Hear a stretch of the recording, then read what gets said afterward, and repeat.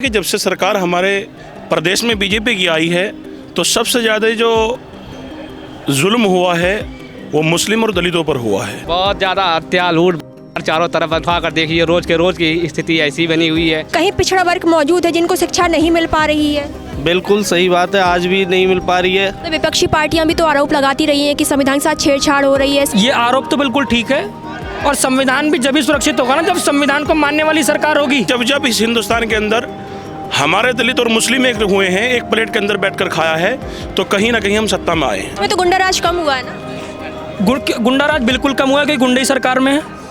नमस्कार सर, क्या नाम है? नमस्कार, अमरनाथ नाम है मेरा। सर, आज अंबेडकर जी की पुण्यतिथि है, इस पर आप क्या कहना चाहेंगे? अम्बेडकर जी की पुण्यतिथि है आज। सारे लोग एक साथ मिलकर बना रहे हैं, बहुजन और सारे लोग भी बना रहे हैं और भी लोग बना रहे हैं साथ में। उन्होंने जो जो योगदान दिया है भारत के लिए, आपको उनमें से सबसे बड़ा योगदान क्या लगता है? शिक्षा का योगदान सबसे बड़ा है। उन्होंने शिक्षा के लिए सभी को जागरूक किया है और शिक्षा का हक दिया है।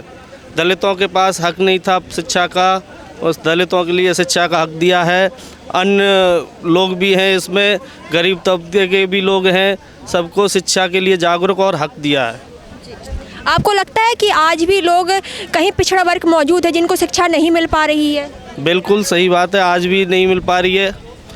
उनकी आर्थिक तंगी की वजह से नहीं मिल पा रही है या फिर कहीं व्यवस्था की वजह से नहीं मिल पा रही है। सरकार की पूर्ण रूप से व्यवस्था नहीं है उस तरीके से। शिक्षा भी से बहुत सारे लोग आज भी वंचित हैं।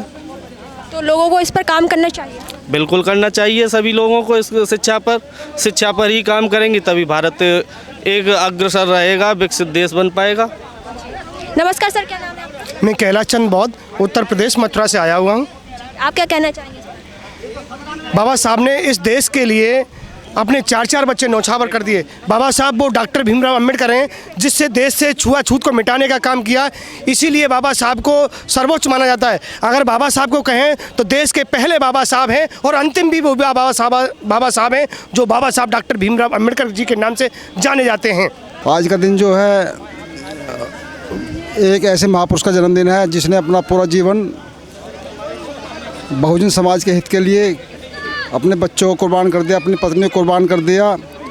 और उन्होंने जो कभी भी पीछे मुड़कर नहीं देखा कि मेरा क्या होगा, वो हमेशा अपने समाज को आगे बढ़ाने के लिए कार्य करते रहे।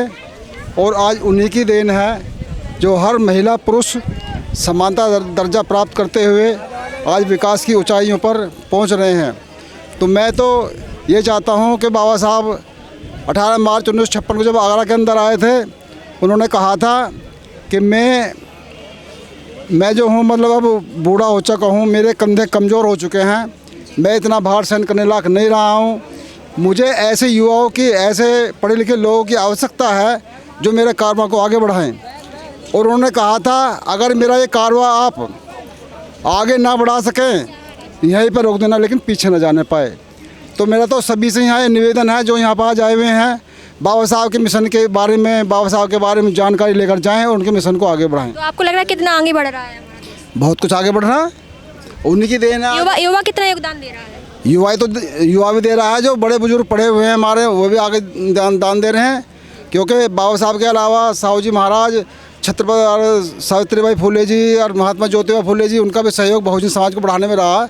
हर समाज के उसमें जो है मतलब महापुरुष पैदा हुए हैं जिन्होंने बहुजन समाज को आगे बढ़ाया। सभी लोग ये चाहते हैं कि बहन जी की सरकार आ जाए, ये बीजेपी सरकार हट के, क्योंकि ये बहुत कठिनाई पहुँचा रही है, बहुत दिक्कत कर रही है। यू हर एक चीज़ पर बढ़ावट दे रही है, तो इसलिए सोच रहा है महंगाई है तो बहन जी की सरकार आना चाहिए इसलिए।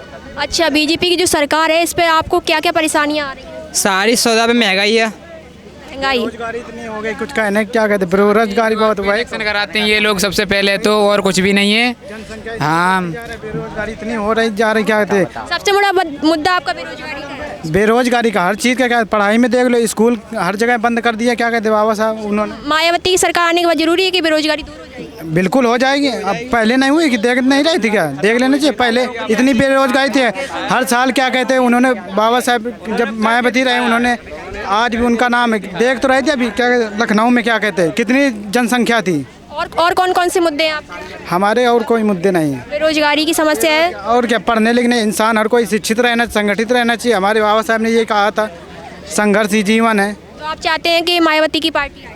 मायावती की बिल्कुल आए, लेकिन ये भी है क्या कहते हैं, अगर हमारे चंद्रशेखर भाई और मायावती अगर एक हो जाए ना तो पार्टी बिल्कुल बन सकती है, सरकार बन जाएगी।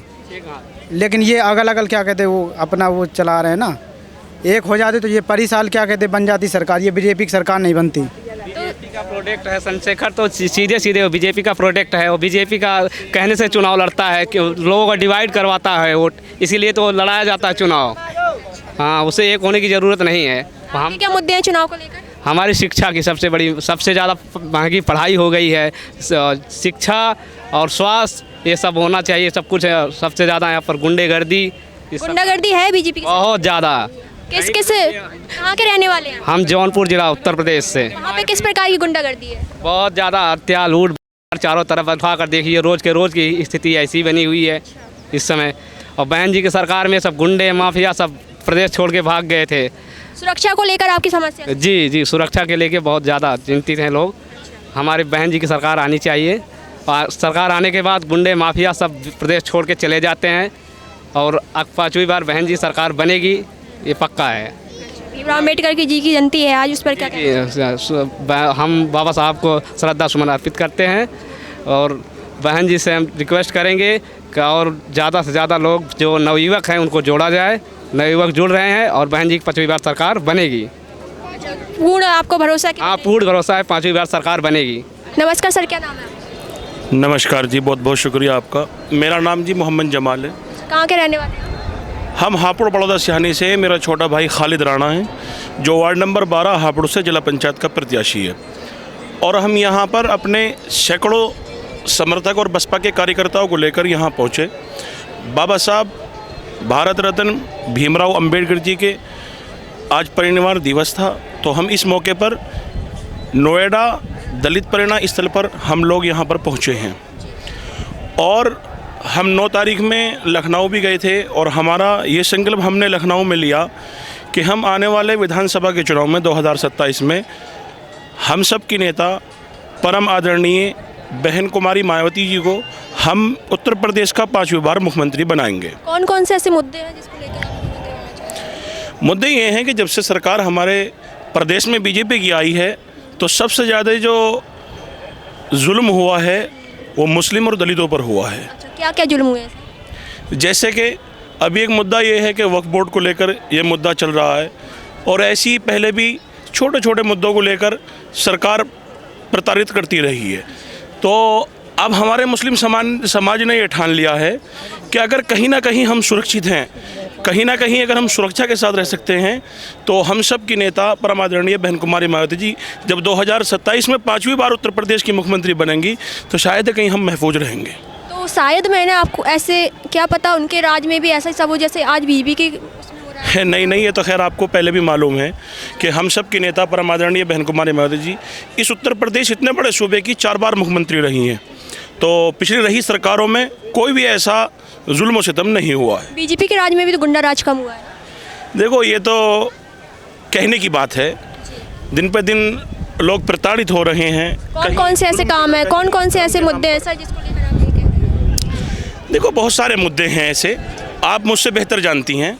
तफसीर से बताने के, विस्तार से बताने के लिए बहुत समय लग जाएगा, लेकिन आप मुझसे बेहतर जानती हैं कि बहुत सारे मुद्दे ऐसे हैं, तो इन्हीं को लेकर।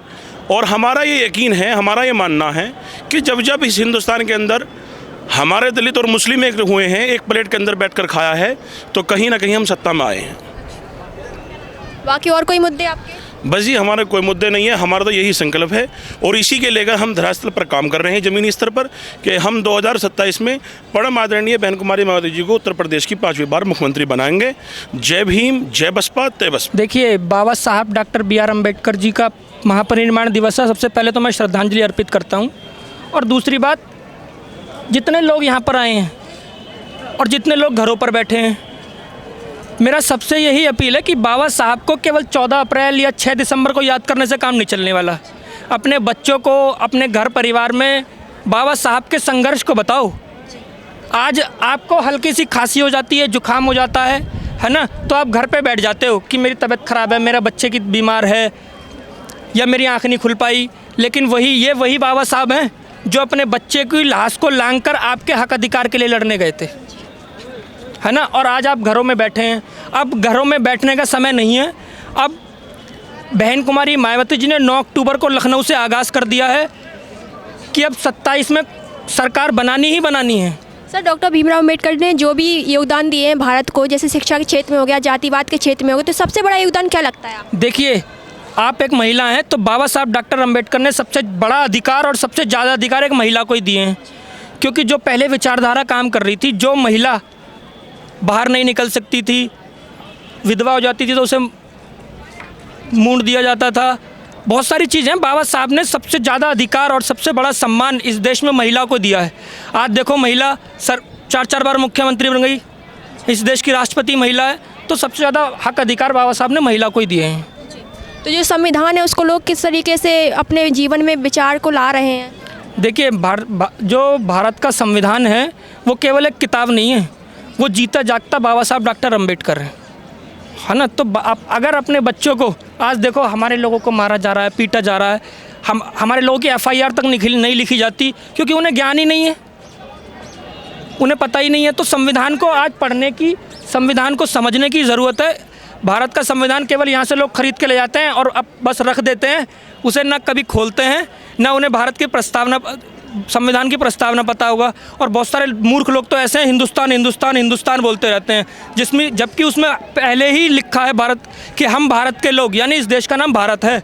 तो संविधान को पढ़ो, संविधान को समझो और अपने बच्चों को बताओ ताकि वो अपने हक अधिकार को सुरक्षित कर सकें। आपको नहीं लगता सबसे बड़ा योगदान इसमें युवा पीढ़ी का होना चाहिए, क्योंकि युवा पीढ़ी पढ़ेगी तो वही आगे जाके लोगों को बताएगी इसके बारे में? बिल्कुल बिल्कुल। देखिए, जितना हमारे इस मूवमेंट में या भारत के संविधान को मजबूत करने में महिलाओं का योगदान है, उससे भी उस बराबर का अधिकार युवाओं का भी है। युवा आप कंधे से कंधा मिलाकर ये आगे बढ़े और ये बताने का काम करे कि बहन कुमारी मायावती जी, ये संविधान जब भी सुरक्षित होगा जब बहन जी की सरकार होगी। तो विपक्षी पार्टियां भी तो आरोप लगाती रही हैं कि संविधान के साथ छेड़छाड़ हो रही है, संविधान पे कार्रवाई होनी चाहिए, ऐसे आरोप भी विपक्षी पार्टियां लगाती रही हैं समय समय पर। देखिए, ये आरोप तो बिल्कुल ठीक है, और संविधान भी जब भी सुरक्षित होगा ना जब संविधान को मानने वाली सरकार होगी। संविधान को मानने वाली सरकार नहीं है। तो आपको नहीं लगता कि बीजेपी मानती है संविधान? नहीं।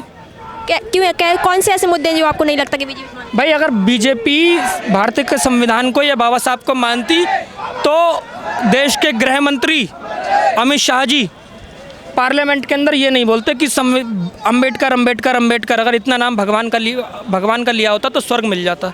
तो ये इसका मतलब वो बाबा साहब को मानते नहीं है, केवल दिखावा कर रहे हैं बस। लेकिन सर, इस एक तथ्य को लेकर आप पूरी पार्टी को कैसे दोष दे सकते हैं कि पूरी पार्टी ही नहीं मानती? जो मैं बहुजन विचारधारा को फॉलो करता हूँ तो मेरे मुंह से भी वही निकल रहा है ना। वो लोग दूसरी विचारधारा को फॉलो करते हैं, उनके मुंह से भी वही निकलता है।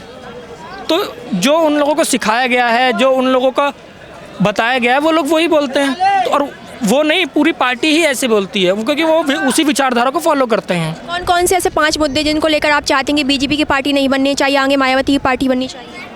देखिए, पहली बात तो जब से सरकार बनी है तो महंगाई है सबसे बड़ी बात, तो है ना, सबसे बड़ा मुद्दा। हाँ, महंगाई देख लो आप, है ना। दूसरी, बहन बेटियों की रक्षा। लेकिन इसमें तो गुंडाराज कम हुआ है ना? गुंडाराज बिल्कुल कम हुआ है, क्योंकि गुंडे सरकार में है। गुंडाराज तो कम होगा ही ना, क्योंकि गुंडे ही सरकार में है सारे। आपका मानना है गुंडे की सरकार इसलिए गुंडाराज कम हुआ? बिल्कुल, क्योंकि सारे जो गुंडे हैं, बदमाश है ना, सब लोग सरकारों में ही तो बैठे हैं, तो गुंडाराज तो इसीलिए कम है। गुंडाराज कम होना ये तो एक अच्छा मुद्दा है ना। क्यों भाई, गुंडे सरकार में हैं, आप बात को समझ नहीं रहे। आप इस तथ्य पे कह सकते हैं कि गुंडे जो हैं वो सरकार में शामिल है, किस मुद्दे पे कह सकते हैं? भाई, आप ये देखो, कभी भी कोई भी मंत्री का लड़का गाड़ी चढ़ा देता है हमारे लोगों पे, कभी भी कोई भी महिला के साथ गलत करते हुए पकड़ा जाता है। अभी देखा ना, बिहार में एक महिला के साथ स्कैंडल में पकड़ा गया, वीडियो आई थी ना। जी जी। उसके लिए देश के गृह मंत्री वोट मांग रहे हैं। तो उनकी विचारधारा क्या है, उनकी मानसिकता क्या है महिलाओं के प्रति? तो सुरक्षा को लेकर तीसरा मुद्दा क्या होगा? देखिए, महिला सुरक्षा, शिक्षा। आज चाहे JNU ले लो, चाहे AMU ले लो, बताओ हमारे लोगों को परेशान किया जा रहा है। हमारे लोग नहीं, सर्व समाज के लोगों को परेशान किया जा रहा है। तो शिक्षा है, दूसरा सबसे चौथे नंबर का स्वास्थ्य है, है ना। आज सरकारी अस्पतालों में चले जाओ, कुत्ते काटने का इंजेक्शन भी नहीं होता। आपने देखा है अपने आंखों से? मैं कह रहा हूँ मैंने देखा है ये चीज़ें, है ना। और अभी भी मैं आपको निशान दिखा सकता हूँ, मैं गया हूँ, है ना, और इंजेक्शन भी नहीं है दिल्ली के अस्पतालों में, ये देखो, है ना। तो स्वास्थ्य है। और फिर सबसे बड़ी चीज़ है भाईचारा।